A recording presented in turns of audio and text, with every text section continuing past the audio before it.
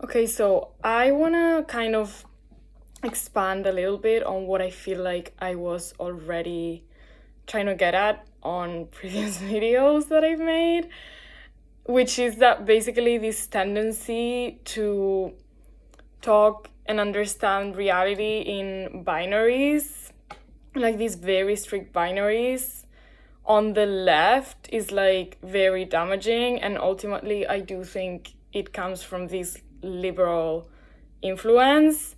And so, for example, male, female, rich, poor, black, white, west, east, global south, global north, etc. Like, I feel like ultimately falling into that and ignoring the fact that there are things that are kind of in between those, and like there's a gray area and a spectrum, is just not gonna get us anywhere, and it's also intellectually dishonest.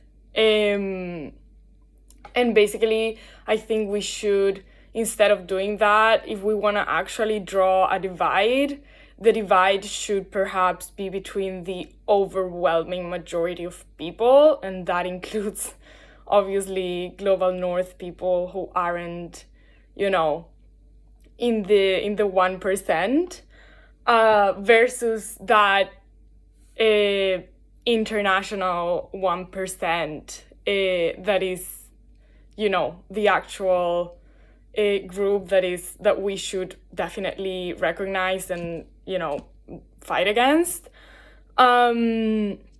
And I really got thinking about this more for these last few days, because I posted something to my close friends, just like that. I was like, oh my god, I saw an Italian person who was posting about how they were going back to London after, having stayed in Italy for a while. And that just made me so sad, because I remembered kind of when I had to do that. And I posted it, I was like, this is like triggering my PTSD or something. And I was having I was having more conversations, but I was having two specifically that, like, as I was having them simultaneously, it kind of made me very happy to sort of see the commonalities that I was able to find in them. And basically one of them was with an Italian friend who also, studied in London, and is also now back in Europe, in Italy. And so basically, she was telling me, like, even seeing your story gave me PTSD, basically saying, like, thank God we're not there anymore. And a friend from Gaza was also telling me, like, oh my God, like, it must be so awful to live in London, right? So, I realized that they were kind of really sharing some feelings there, and that really made me think about how, if you tell this to, like, an outsider, most people would probably be like, you cannot dare to, like, even compare Gaza to, like, a southern European country. And, like, they would be right on many levels. It's definitely, like, a wildly different situation. But I think that focusing on those differences is a mistake, because there are, like, ultimately, common traits that I saw were, like, these people, not just in those conversations, but in general, like, these people, like, and including me, like, we like the land that we were fucking born in. Like, we love just everything about it, from even simple stuff like the weather, or like the ingredients that we have at hand, and even, like, lifestyle, like, just everything. Like, no matter how badly a place is doing, I do believe that, like, to an extent, you can still kind of, deep down you want to be there. Like, you've been born there, like, you should have a right to stay, right? And with people in Palestine, obviously they have literally been colonized. So that is such a profound level of displacement. But then to tell someone who's like Southern European stuff, like the kind of stuff that I have been told in the UK sometimes, which is like, don't complain about xenophobia because you're like white Europeans, so just shut up. And like, you are so privileged, like you have no right to even talk about, xenophobia, racism, etc. because you're a white European. And like, I feel like that just completely ignores and like erases the reality in Southern Europe. And so fundamentally, like, that is the overwhelming response. It definitely was for me when I was in London from, by the way, British white women. So it's kind of ironic in a way, but like, this was the discourse. And I feel like instead of telling people that, of telling them, oh, you're a white European, so you cannot possibly like understand or have commonalities with any person who's like migrating from the Middle East or an African country. Instead of that, why not find those commonalities that I literally was finding in two conversations that were happening simultaneously? Like, there are shared feelings, and so why not rescue them? And like, why not let people know that, okay, if you're Southern European, you do have like a very privileged situation, but a lot of us don't leave our countries for like the UK or Germany or the US because we feel like it, right? Like, a lot of us leave because we literally need jobs that we don't even have here, or like we want to be able to study something, for example, in terms of culturally and like in the arts, that is either maybe not even here as a degree, or that like we have literally no jobs here for, because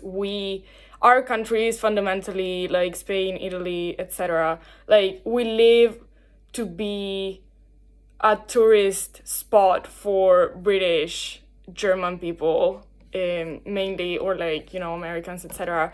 And like, that doesn't leave us much choice back home. And, on top of an array of issues that derive from it, such as lack of housing, by the way.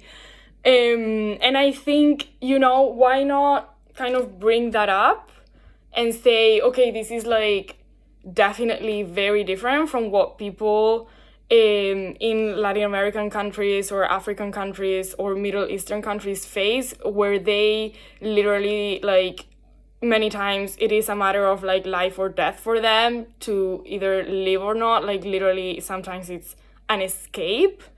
And that's also our fault. So, we do have to like definitely never forget those differences, and also never forget our responsibility in that. However, I think it also is counterproductive to just deny that feeling of living a place that you don't want to live, of having to live in a place that you don't really want to live in. Like, a lot of us don't even like London. We were just there because like we had to be there if we wanted to do certain things. And so, that feeling of even being homesick, right? And like, of feeling like you are, to an extent, worth less than the people around you because they are like wealthier, whiter, etc. We should kind of, validate it instead of just brushing it off. And also connect it to the feeling that people from these other less privileged countries are feeling in a, obviously more intensified way.